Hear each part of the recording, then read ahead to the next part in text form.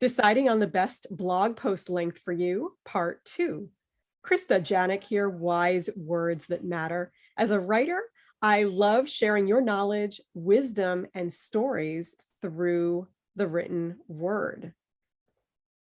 In part 1, we talked about educating and informing through blog posts. And remember, there's a wide range for blog post lengths, usually between 500 and 2,000 words or so, just a few printed pages, sometimes a bit longer. Usually the longest posts tend to be done because they're more shareable, they have lots of information, and a lot of times longer posts tend to be at the top of the search results because there's more content for Google to index. Now, here are 3 ways to inspire your audience. First of all, telling a story or multiple stories. We want to build trust. That's why we're writing, isn't it? I like to say I'm in the credibility boosting industry as a writer, and that's why. How do we build trust? Well, one way is through a story that shares some sort of emotion, that evokes an emotion. We don't want long details or anything like that. How long should your story be? Well, as long as it needs to be to evoke an emotion and share the impact. If you want to add statistics or facts, they're great as long as they are driving your reader towards something. What do you want them to feel? What do you want them to do? What do you want them to understand?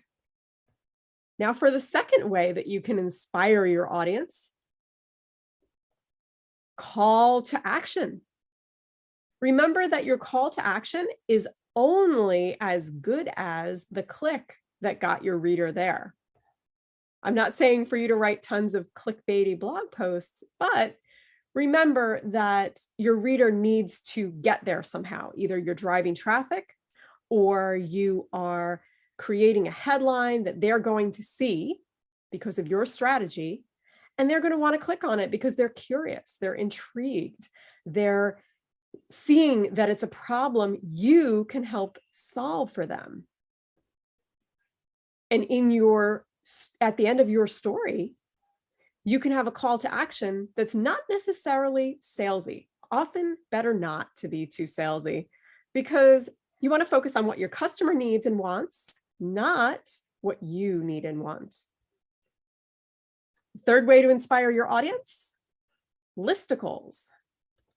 Listicles are articles in list form, and it's all about generating ideas or exploring possibilities. These are great inspirational tools because you can have a lot of ideas or possibilities in a blog post. Not all of them have to appeal to a particular reader, but if that reader finds a bunch of ideas or possibilities that inspire them, they'll be a lot more likely to share. I'm Krista, Giannak, Wise Words That Matter. Check back each week for a new video on getting noticed, being creative, and marketing smarter, not harder.